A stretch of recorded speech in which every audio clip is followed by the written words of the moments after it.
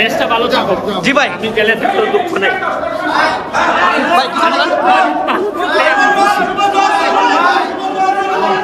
ভাই, কান্না করবেন না, সব ঠিক হয়ে যাবো। ভালো থাকলে আমি খুশি, করার চেষ্টা করছি। জি ভাই, জি ভাই। আসসালামু আলাইকুম বন্ধুগণ, আজকে নতুন একটা নিউজ হাজির হয়েছি। সেটা হচ্ছে ব্যারিস্টার সুমন। তো ব্যারিস্টার সুমনকে তো গ্রেপ্তার করা হয়েছিল তার বোনের বাসা থেকে এসে। তো ব্যারিস্টার সুমন এখন বর্তমানে কী অবস্থায় আছে, তার এখন কী অবস্থা? কিছুদিন আগে কিন্তু তার রিমান্ড হয়েছিল এবং বর্তমান সময়ে তিনি কোথায় আছে বা কী অবস্থায় আছে, তো বন্ধুগণ আমরা সেই ব্যারিস্টার সুমনের একটা ভিডিও দেখে আসি আসবে।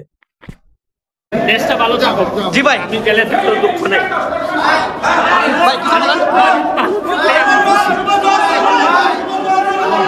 ভাই, কান্না করবেন না, সব ঠিক হয়ে যাবো। ভালো থাকলে আমি খুশি, করার চেষ্টা করছি। জি ভাই, জি ভাই।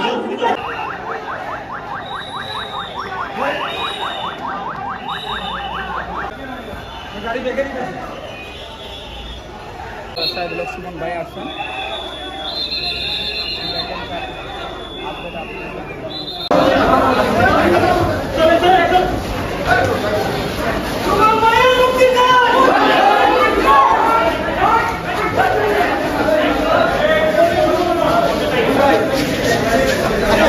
ভাই ধরলো, ভাই ভাই ধরলো, ভাই ভাই ধরলো, ভাই ভাই ভাই ভাই ভাই ভাই